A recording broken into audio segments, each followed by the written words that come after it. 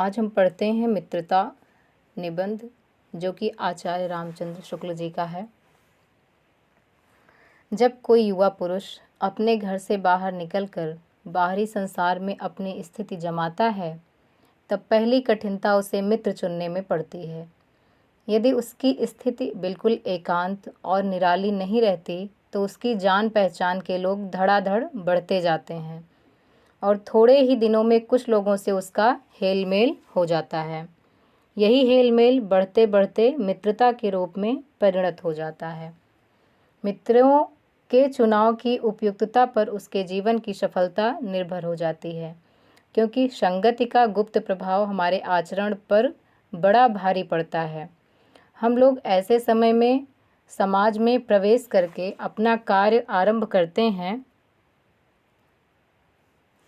हम लोग ऐसे समय में समाज में प्रवेश करके अपना कार्य आरंभ करते हैं, जबकि हमारा चित्त कोमल और हर तरह का संस्कार ग्रहण करने योग्य रहता है। हमारे भाव अपरिमार्जित और हमारी प्रवृत्ति अपरिपक्व रहती है। हम लोग कच्ची मिट्टी की मूर्ति के समान रहते हैं, जिसे जो जिस रूप का चाहे उस रूप का करे, चाहे राक्षस बनावे चाहे देवता। ऐसे लोगों का साथ करना हमारे लिए बुरा है, जो हमसे अधिक दृढ़ संकल्प के हैं, क्योंकि हमें उनकी हर एक बात बिना विरोध के मान लेनी पड़ती है। पर ऐसे लोगों का साथ करना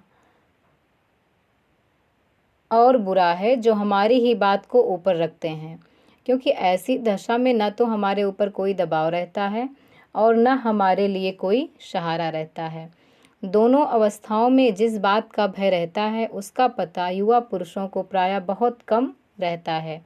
यदि विवेक से काम लिया जाए तो यह भय नहीं रहता, पर युवा पुरुष प्रायः विवेक से कम काम लेते हैं। कैसे आश्चर्य की बात है कि लोग एक घोड़ा लेते हैं तो उसके गुण दोष कितना परख कर लेते हैं, पर किसी को मित्र बनाने में उसके पूर्व आचरण और प्रकृति आदि का कुछ भी विचार और अनुसंधान नहीं करते। वे उसमें सब बातें अच्छी ही अच्छी मानकर अपना पूरा विश्वास जमा देते हैं। हंसमुख चेहरा, बातचीत का ढंग, थोड़ी चतुराई या साहस, यही दो चार बातें किसी में देखकर लोग चटपट अपना बना लेते हैं। हम लोग यह नहीं सोचते कि मैत्री का उद्देश्य क्या है तथा जीवन के व्यवहार में उसका कुछ मूल्य भी है। यह बात हमें नहीं सूझती कि यह एक ऐसा साधन है जिससे आत्मशिक्षा का कार्य बहुत सुगम हो जाता है। एक प्राचीन विद्वान का वचन है, विश्वास पात्र मित्र से बड़ी भारी रक्षा रहती है। जिसे ऐसा मित्र मिल जाए, उसे समझना चाहिए कि खजाना मिल गया। विश्वास पात्र मित्र जीवन की एक औषधि है। हमें अपने मित्रों से यह आशा रखनी चाहिए कि वे उत्तम संकल्पों में हमें दृढ़ करेंगे, दोषों और त्रुटियों से हमें बचाएंगे, हमारे सत्य, पवित्रता और मर्यादा के प्रेम को पुष्ट करेंगे। जब हम कुमार्ग पर पैर रखेंगे तब वे हमें सचेत करेंगे, जब हम हतोत्साहित होंगे तब वे हमें उत्साहित करेंगे। सारांश यह है कि वे हमें उत्तमता पूर्वक जीवन निर्वाह करने में हर तरह से सहायता देंगे। सच्ची मित्रता में उत्तम से उत्तम वैद्य की सी निपुणता और परख होती है। अच्छी से अच्छी माता का सा धैर्य और कोमलता होती है। ऐसी ही मित्रता करने का प्रयत्न पुरुष को करना चाहिए। छात्रावास में तो मित्रता की धुन सवार रहती है। मित्रता हृदय से उमड़ पड़ती है। पीछे के जो स्नेह बंधन होते हैं, उसमें ना तो उतनी उमंग रहती है, ना उतनी खिन्नता। बाल मैत्री में जो मग्न करने वाला आनंद होता है, जो हृदय को बेधने वाली ईर्ष्या और खिन्नता होती है, वह और कहाँ। कैसी मधुरता और कैसी अनुरक्ति होती है, कैसा अपार विश्वास होता है। हृदय के कैसे कैसे उद्गार निकलते हैं। वर्तमान कैसा आनंदमय दिखाई पड़ता है और भविष्य के संबंध में कैसे लुभाने वाली कल्पनाएं मन में रहती हैं। कितनी जल्दी बातें लगती हैं और कितनी जल्दी मानना मनाना होता है। सहपाठी की मित्रता, इस उक्ति में हृदय के कितने भारी उथल पुथल का भाव भरा हुआ है। किंतु जिस प्रकार युवा पुरुष की मित्रता स्कूल के बालक की मित्रता से दृढ़, शांत और गंभीर होती है, उसी प्रकार हमारी युवावस्था के मित्र बाल्यावस्था के मित्रों से कई बातों में भिन्न होते हैं। मैं समझता हूँ कि मित्र चाहते हुए बहुत से लोग मित्र के आदर्श की कल्पना मन में करते होंगे, पर इस कल्पित आदर्श से तो हमारा काम जीवन की झंझटों में चलता नहीं। सुंदर प्रतिमा, मनभावनी चाल और स्वच्छंद प्रकृति, ये ही 2-4 बातें देखकर मित्रता की जाती हैं। पर जीवन संग्राम में साथ देने वाले मित्रों में इनमें से कुछ अधिक बातें चाहिए। मित्र केवल उसे नहीं कहते जिसके गुणों की तो हम प्रशंसा करें, पर जिससे हम स्नेह न कर सकें, जिससे अपने छोटे छोटे काम तो हम निकालते जाएं, पर भीतर ही भीतर घृणा करते रहें। मित्र सच्चे पथ प्रदर्शक के समान होना चाहिए, जिस पर हम पूरा विश्वास कर सकें। भाई के समान होना चाहिए, जिसे हम अपना प्रीति पात्र बना सकें। हमारे और हमारे मित्र के बीच सच्ची सहानुभूति होनी चाहिए, ऐसी सहानुभूति जिससे एक के हानि लाभ को दूसरा अपना हानि लाभ समझे। मित्रता के लिए यह आवश्यक नहीं है कि 2 मित्र एक ही प्रकार का कार्य करते हों या एक ही रुचि के हों। इसी प्रकार प्रकृति और आचरण की समानता भी आवश्यक या वांछनीय नहीं है। 2 भिन्न प्रकृति के मनुष्यों में बराबर प्रीति और मित्रता रही है। राम धीर और शांत प्रकृति के थे, लक्ष्मण उग्र और उद्धत स्वभाव के थे, पर दोनों भाइयों में अत्यंत प्रगाढ़ स्नेह था। उदार तथा उच्चाशय कर्ण और लोभी दुर्योधन के स्वभाव में कुछ विशेष समानता न थी, पर उन दोनों की मित्रता खूब निभी। या कोई बात नहीं है कि एक ही स्वभाव और रुचि के लोगों में ही मित्रता हो सकती है। समाज में विभिन्नता देखकर लोग एक दूसरे की ओर आकर्षित होते हैं। जो गुण हम में नहीं है, हम चाहते हैं कि कोई ऐसा मित्र मिले जिसमें वे गुण हों। चिंताशील मनुष्य प्रफुल्लित चित्त का साथ ढूंढता है, निर्बल बलि का, धीर उत्साही का। उच्च आकांक्षा वाला चंद्रगुप्त युक्ति और उपाय के लिए चाणक्य का मुँह ताकता था। नीति विशारद अकबर मन बहलाने के लिए बीरबल की ओर देखता था। मित्र का कर्तव्य इस प्रकार बताया गया है कि उच्च और महान कार्यों में इस प्रकार सहायता देना, मन बढ़ाना और साहस दिलाना कि तुम अपनी निज की सामर्थ्य से बाहर काम कर जाओ। यह कर्तव्य उसी से पूरा होगा जो दृढ़ चित्त और सत्य संकल्प का हो। इससे हमें ऐसे ही मित्रों की खोज में रहना चाहिए जिनमें हमसे अधिक आत्मबल हो। हमें उनका पल्ला उसी तरह पकड़ना चाहिए जिस तरह सुग्रीव ने राम का पल्ला पकड़ा था। मित्र हों तो प्रतिष्ठित और शुद्ध हृदय के हों, मृदुल और पुरुषार्थी हों, शिष्ट और सत्यनिष्ठ हों, जिससे हम अपने को उनके भरोसे पर छोड़ सकें और यह विश्वास कर सकें कि उनसे किसी प्रकार का धोखा न होगा। जो बात ऊपर मित्रों के संबंध में कही गई है, वही जान पहचान वालों के संबंध में भी ठीक है। जान पहचान के लोग ऐसे हों जिनसे हम कुछ लाभ उठा सकते हों, जो हमारे जीवन को उत्तम और आनंदमय करने में कुछ सहायता दे सकते हों, यद्यपि उतनी नहीं जितने गहरे मित्र दे सकते हैं। मनुष्य का जीवन थोड़ा है, उसमें खोने के लिए समय नहीं।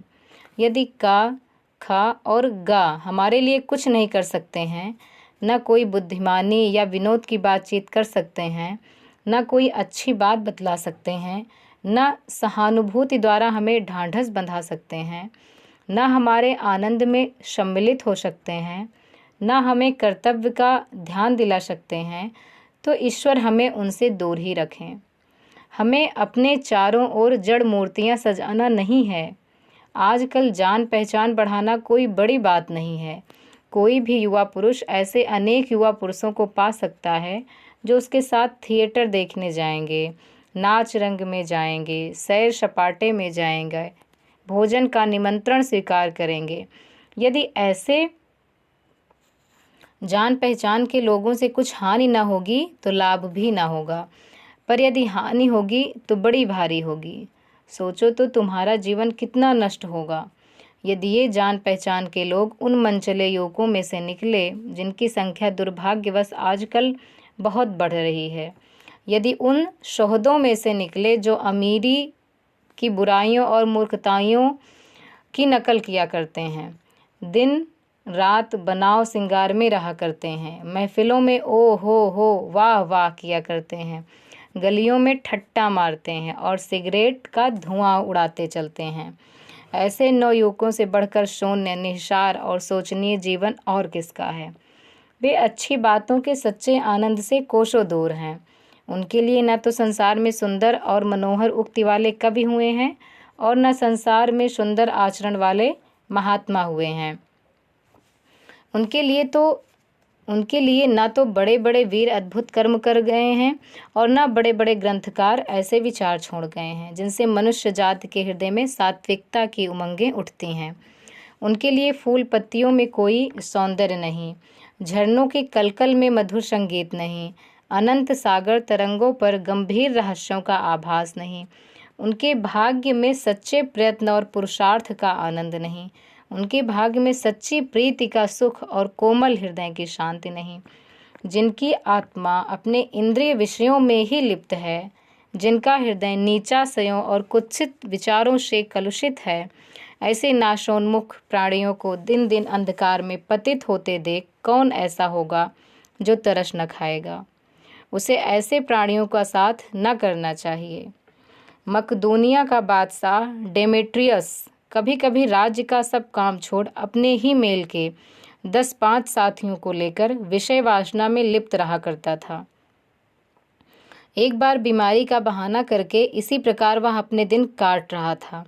इसी बीच उसका पिता उससे मिलने के लिए गया और उसने एक हंसमुख जवान को कोठरी से बाहर निकलते देखा।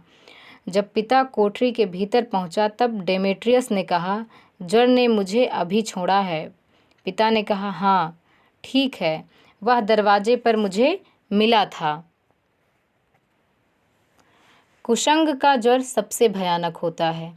यह केवल नीति और सद्वृत्ति का ही नाश नहीं करता बल्कि बुद्धि का भी क्षय करता है। किसी युवा पुरुष की संगति यदि बुरी होगी तो वह उसके पैरों में बंधी चक्की के समान होगी जो उसे दिन दिन अवनति के गड्ढे में गिराती जाएगी, और यदि अच्छी होगी तो सहारा देने वाली बाहु के समान होगी जो उसे निरंतर उन्नति की ओर उठाती जाएगी।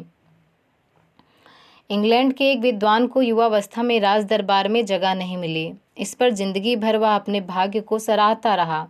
बहुत से लोग इसे अपना बड़ा दुर्भाग्य समझते, पर वह अच्छी तरह जानता था कि वहाँ वह बुरे लोगों की संगति में पड़ता जो उसकी आध्यात्मिक उन्नति में बाधक होते। बहुत से लोग ऐसे होते हैं जिनके घड़ी भर के साथ से भी बुद्धि भ्रष्ट हो जाती है, क्योंकि उतने ही बीच में ऐसी ऐसी बातें कही जाती हैं जो कानों में न पड़नी चाहिए। चित्त पर ऐसे प्रभाव पड़ते हैं जिनसे उसकी पवित्रता का नाश होता है। बुराई अटल भाव धारण करके बैठती है। बुरी बातें हमारी धारणा में बहुत दिनों तक टिकती हैं। इस बात को प्रायः सभी लोग जानते हैं कि भद्दे व फूहड़ गीत जितनी जल्दी ध्यान पर चढ़ते हैं उतनी जल्दी कोई गंभीर या अच्छी बात नहीं। एक बार एक मित्र ने मुझसे कहा कि उसने लड़कपन में कहीं से एक बुरी कहावत सुनी पाई थी, जिसका ध्यान वह लाख चेष्टा करता है कि ना आए पर बार बार आता है। जिन भावनाओं को हम दूर रखना चाहते हैं, जिन बातों को हम याद करना नहीं चाहते, वे बार बार हृदय में उठती हैं और बेधती हैं। अतः तुम पूरी चौकसी रखो। ऐसे लोगों को कभी साथी न बनाओ जो अश्लील, अपवित्र और फूहड़ बातों से तुम्हें हंसाना चाहें। सावधान रहो, ऐसा ना हो कि पहले पहल तुम इसे एक बहुत सामान्य बात समझो और सोचो कि एक बार ऐसा हुआ फिर ऐसा ना होगा, अथवा तुम्हारे चरित्र बल का ऐसा प्रभाव पड़ेगा कि ऐसी बातें बकने वाले आगे चलकर आप सुधर जाएंगे। नहीं, ऐसा नहीं होगा।